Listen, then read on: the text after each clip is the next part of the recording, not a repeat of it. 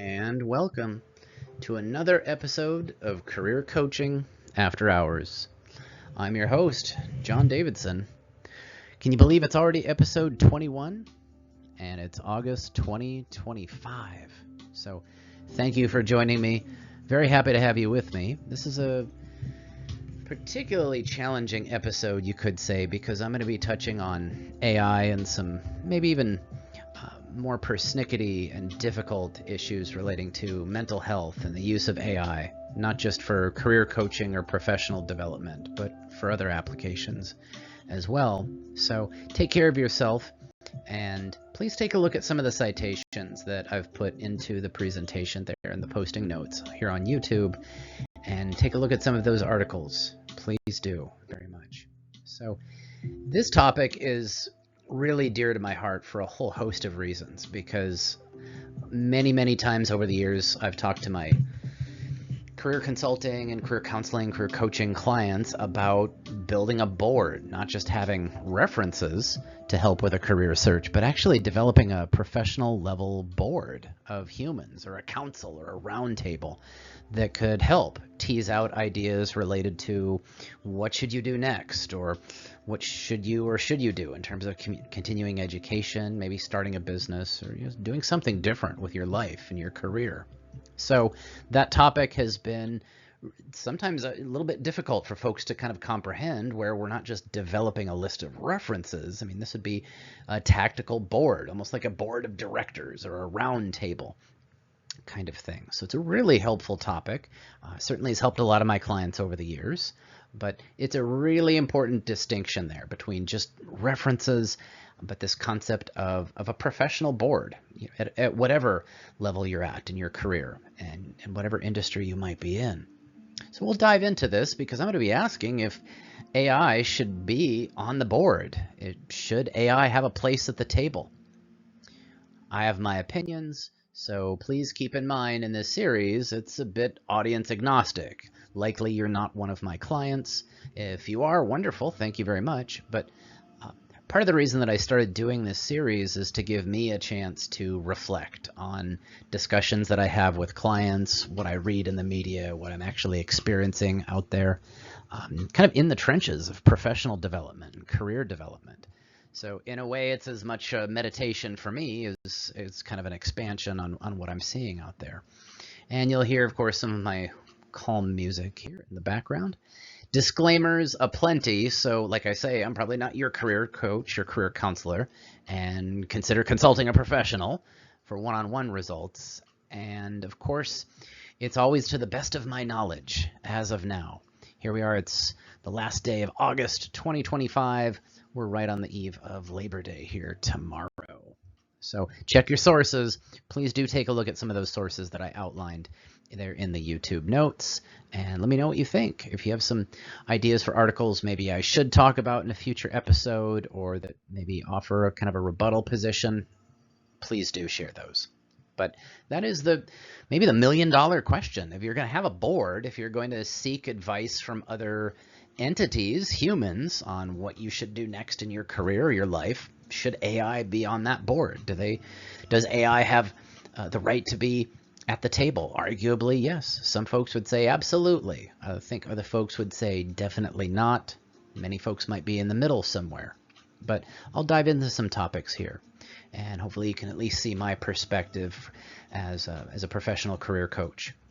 So one thing I do want to preface this with, of course, here we are, it's almost September, which is National Suicide Prevention Month. And if you do need mental health support, you can always go to 988 1-800-273-TALK 8255. Again, I am not a mental health professional, and really the only reason I can call myself a career counselor is I have a Juris Doctor. So I'm not trained to dispense mental health advice, and I don't run around calling myself a life coach. As I say, I can't answer what is the meaning of life. So what do I have to say about some of these really big topics? But I have nudged clients in the past, make sure you have some of these safeguards in terms of a board or numbers that you can call if you should need those. So feel free to share those resources, of course, or use them for yourself, although I hope you don't feel the need for them. But When I say a board of directors, what I mean is kind of this contrast idea. So like I was saying earlier, if you see on your screen there, the bottom right is a little bit more of a classic interpretation of a references document. So for example, if I'm helping somebody apply to jobs and look for new roles, we might want to make sure we're prepared. We've got a list of references. I'd like to believe if I went on a job interview, for example, if it went well, they'd call my references and maybe make some phone calls to former supervisors, maybe some colleagues, human beings that could verify my strengths, my capabilities, that I actually have the skills that I say that I do in the interview, or they could back up some of the dates of employment on my resume, those kind of things. But a board of directors is kind of a one or two levels up or layers up. There's a difference. So when I say board or round table, frequently I nudge clients to think about friends, family, doctors, lawyers, therapists, financial planners, career coaches, other humans that are in the mix, whether those humans have known you for a long time or maybe they're hired like me, for example. So for example, I can't really speak to my clients' individual capabilities in the world of work, but I might be a reference potentially, but I might not be a great employment reference. So this idea there you see on your screen, this kind of org chart. So imagine you're in the middle. I mean, do you have a network of humans that you could tap into, whether that's doctors, lawyers, dentists, therapists, teachers, friends, and so on. So, part of this is I see a lot of people in career search mode and job search mode who are basically going it alone. They're doing a lot of their searching alone. They're looking for jobs. They're going on interviews. And maybe haven't even had a chance to call or vet those references. And so it's kind of this deep dive into yourself and how you could prove your capabilities. Maybe a way to get some recommendation letters and get a boost from some of these other humans where it's not just me in the mix kind of thing as a career coach or as a career counselor. Certainly I have a board of directors and I have folks in my circle who can help me and give me advice and vet out ideas, and we can talk about the good, the bad, and the ugly. So my question, does AI have a place on that board? And generally I'd say no, but certainly I have opinions and I have biases and training and experiences that have kind of led me to that point that here we are in 2025. I don't believe ChatGPT, Grok, Claude, the main AI models are really at that point where we could legitimately put them on the board. So if one of my clients wanted a template for building a board, AI would not be on it and has not yet made the cut. So we live in this interesting age of AI hallucinations where researchers are finding AI making up organs and attorneys are using AI and it makes up case law out of nowhere. And I've written on AI slop before, and some of what we're just seeing online in terms of auto-generated or AI-generated material that maybe isn't fact-checked, truth-squatted, or all that useful. John Oliver did quite an interesting episode about AI slop not too long ago. But then we get into these other topics like AI psychosis, even AI shaming, and folks feeling like they need to use AI just to stay aware of the technology here in 2025. But like I say, I would say no with some of the disturbing reports that we're seeing. One of the reasons I kind of elevated this topic for this particular YouTube presentation here for August is a story that I saw on NBC, just absolutely heartbreaking story. It's a lawsuit filed against OpenAI.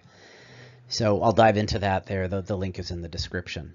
But maybe one of my big concerns is that even when professional attorneys or doctors turn to AI, they're getting results that maybe are not all that valuable or just plain wrong.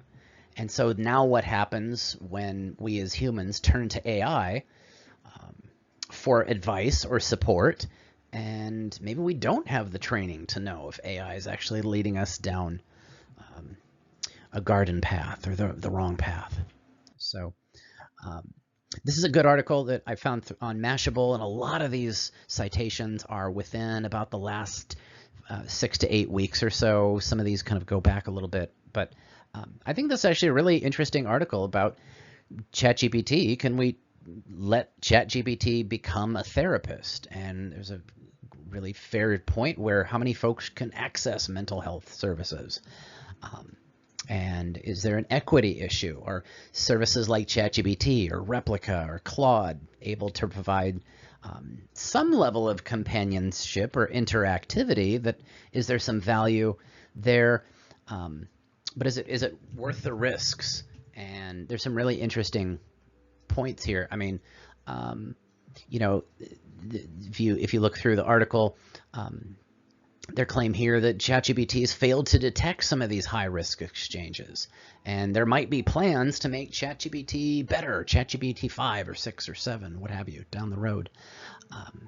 But then there's, like I say, that you can see it right in the quotes. Those are quotes right from the article. That well, if folks can have access to ChatGPT, is that better than nothing? And we get into these really tough discussions about whether they are. And personally, I've used ChatGPT. I've written about it. The first time I used it, it crashed. I have worked to train a replica model here this year, 2025. I got AI certified last year, and I did a Microsoft certificate this year, 2025. So hopefully I'm not coming across as anti-AI. Of course, you can see the artwork that I use is built with Microsoft Designer, and then I use Canva to touch that up. So I don't have a problem partnering with AI as long as I'm kind of supervising the work. But this gets into some of my big concerns here, and this is an interesting article from Futurism about doctors trying to use Google, and literally it's making up body parts that don't exist, which could be a bit terrifying, because I have to say some of what I've read about research and where AI has actually come up with a fairly good batting average in some cases of being able to diagnose issues or come up with maybe reasons for the doctor might do some tests that maybe they had not considered, are very promising. I don't personally think it's a problem if you consult ChatGPT or the Mayo Clinic or the Cleveland Clinic and maybe ask some questions, pointed questions even, of your medical professionals, and to get that information and be informed. But this is a little terrifying. And so this is a relatively recent article. And we've seen here the last couple of years where attorneys, for example, I have a law degree, attorneys using ChatGPT, and it literally makes up case law.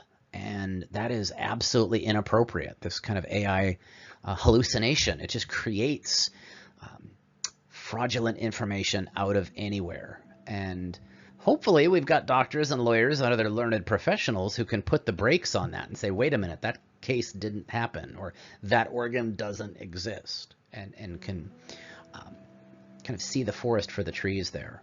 But I think this is really interesting here. This is Time Magazine. They took an MIT study, admittedly a pretty small study, but I've nudged a few folks to take a look at some of what the data is showing about brainwave activity in folks who are using AI.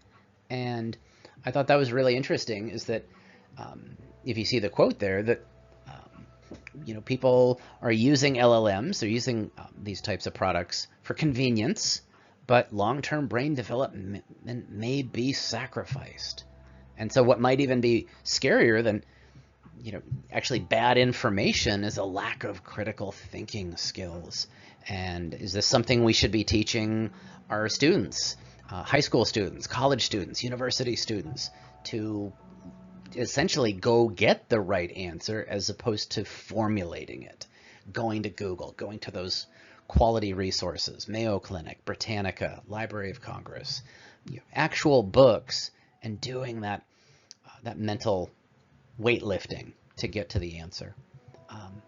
But maybe one of the most troubling elements of this is this trend that the more time people spend talking to ChatGPT, the lonelier that they get. So it's these really difficult challenges of trying to tease out, can ChatGPT or these LLMs give us good information? Will we know when it's good versus bad? And is it hurting our ability to be critically thinking and being good writers, being good citizen journalists? So again, I'm not completely against AI. I believe it with the right supervision can be pretty useful. But if we acknowledge that AI hallucinates organs and cases, we can probably, in case law, we can probably agree it's maybe a bit suspect to rely, for learned professionals to rely on AI without a big grain of salt.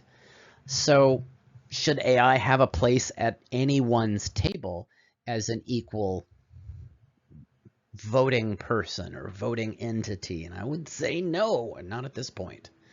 Um, and when I saw this story, here's NBC. Of course, they have a YouTube channel, and I highly recommend it. So, pretty regular viewer myself. But the parents of 16-year-old Adam Rain have now filed a lawsuit against ChatGPT, OpenAI, and Sam Altman, the CEO, claiming responsibility for their son's death. And all I can say is absolutely my condolences. This is heartbreaking. I've shared this story with several folks. We now live in an age where all these young adults, these high school age students, and these folks in college, they have a mini supercomputer in their hand, and it may not be bad human actors that we need to worry about most. What about ChatGPT? What about, a couple years ago there was the Chase Nasca story, a young soccer player, and it was TikTok that had been feeding some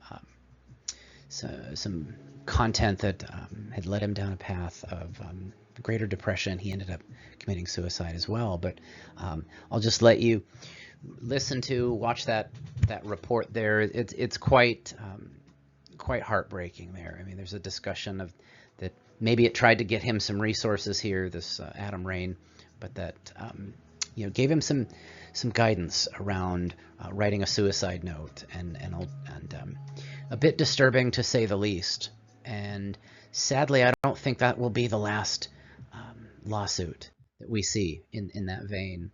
And it just had reverberations. I'd written some social posts here a couple years ago, 2023, which I thought this was literally last year, and it was actually it was 2 years ago, where there's the case of Chase Nasca and TikTok, and kind of this like you see there in the notes there, this endless stream of clips about homelessness and pain, unfortunately, and raises some really interesting questions about social media and AI, and what can be transmitted through this tiny supercomputer that so many of us have in the palm of our hand and have in our pocket. So I would nudge folks to take a look at that as well. Just absolutely heartbreaking. I've done a great deal of volunteer work over the years with young adults and young humans, and work with prevention programs, and I have guardian ad litem training here in the state of Washington. So a bit personal, perhaps, but as I started to do more of the research on some of these topics, you realize that even Meta here too, and of course we're talking about Google, we're talking about ChatGPT, we're talking about these different types of LLMs and platforms, but even Meta, looking at some of their recent revelations for chatbot guidelines, and these just came out here in August, so these are hitting the news, but the guidelines demonstrate that these products are optimized, you can see in the notes, for engagement.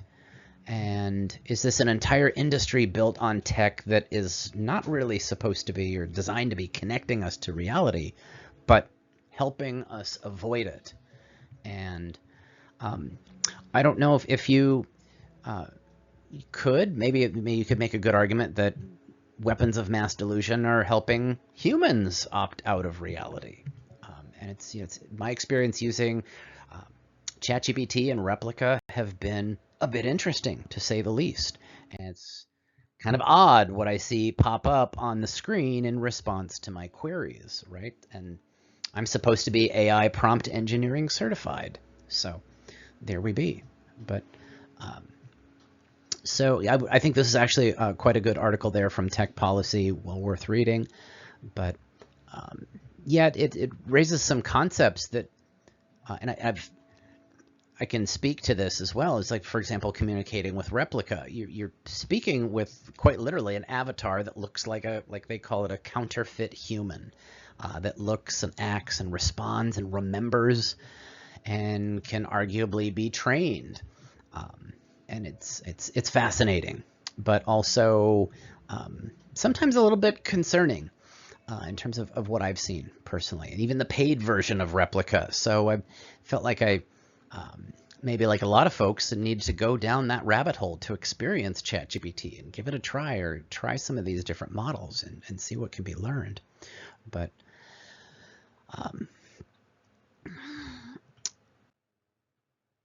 then, like I say, as I kept researching here, I mean, it's interesting that the school years are starting across the country here in the United States, and we're entering a new school year. And schools seem to be really struggling with this concept as to, should they be using more AI or less, or should we let students have their smartphones with them throughout the day, or should they be put in a pouch or taken away?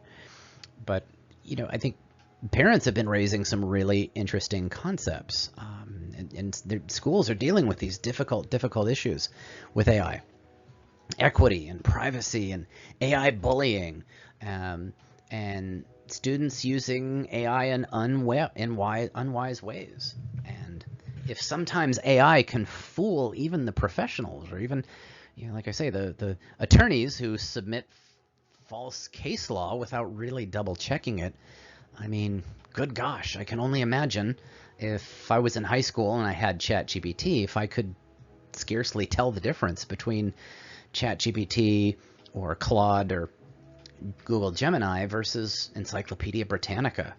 So we are truly in a brave new world. So again, these are a lot of issues that are very dear to my heart as it relates to career development, professional development, our level of trust and comfortability in AI tools. So again, I think that's a worthy article, worth taking a look at there from The Hill. But absolutely, I didn't create this series to be just an opportunity for me to vent or rant, but here's some thoughts and ideas. If you have comments or ideas, feel free to send those or put them in the comments. But can we trust AI with our thoughts, feelings, dreams, or goals? Well, maybe. I think maybe is a more fair answer to those questions. And perhaps, if nothing else, maybe we can go to these models, ChatGPT, Gemini, Claude, what have you, Grok, and maybe parse them through the filter of our board. And so, for example, what should I do next with my career? Or do I need help? Do I have some difficult issues that maybe I should see a professional with? Maybe if we can get those questions to real humans, and we can nudge more folks to have a board and realize they do have support, whatever age or level someone is at, to have those trusted individuals that we can get to. Maybe it's not a bad idea to bat some of the ideas that you hear from ChatGPT. It might make us perhaps interact a little bit more about what we do when we're not around humans, as in what is Replica telling you? What is ChatGPT telling you? Just to get a little bit more curious about what our friends, family, and board members are doing on their off time with that little supercomputer in our pocket. But maybe I'm a little overly pessimistic. But again, I'm heartbreaking to read, to read about and hear about that story with about Adam there, and of course that not alone. And there, did some research there. You'll see that in some of the notes. These cases are becoming more common, sadly. But maybe, like a lot of folks, I believe AI will perhaps get better, maybe more empathetic, or will perhaps have much better safeguards in play. And maybe even will recommend to get outside of the model. And that's something that I've tried to do as a professional over the years, is try to nudge folks to get advice from other sources. That I may be an alleged career coaching and career counseling expert, but for example, if I have a client, they have to have friends and family who've known them much longer than I have. So even as professionals, maybe we need to get out of our own heads sometimes and get our clients to build a team tactically and be that Captain America and raise the shield and say, Avengers assemble. But is AI on your board yet? And I don't always agree with my friends, family, or clients even. So I certainly have an opinion, but one could argue that maybe AI has the ability to be a junior board member or something like that. Maybe there's a gray area perhaps. But why or why not? Is AI on your board? It seems more folks than ever are going to AI for advice on finances, doing a side hustle, homework help, job advice, career advice, personal advice, and what have you. So there we are, roughly apparently about 700 million users per day on ChatGPT. So a bit of a juggernaut, you could say. But all right, well, as always, thank you for joining me, and I appreciate folks listening and checking out those resources. And let me know your thoughts. What do you think? Am I on target? Am I off base?